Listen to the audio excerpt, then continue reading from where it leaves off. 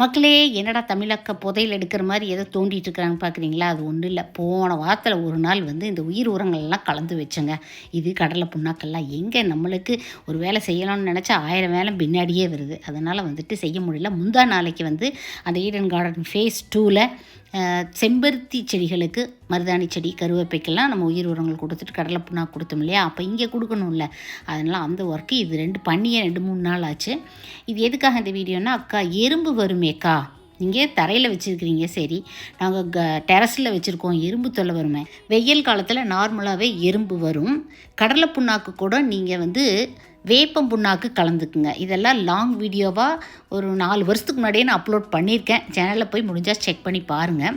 இந்த உயிர் உரங்கள் இருக்குது பார்த்திங்களா, இதுலேயே நான் வந்து வேப்பம் புண்ணாக்கு கலந்துட்டேன். அதனால் கடலை புண்ணாக்கில் நான் வேப்பம் புண்ணாக்கு கலக்கலை. வேப்பம் புண்ணாக்கு கலந்து கொடுத்தீங்கன்னா எறும்பு தொல்லை ஓரளவுக்கு தவிர்க்கலாம். Happy gardening.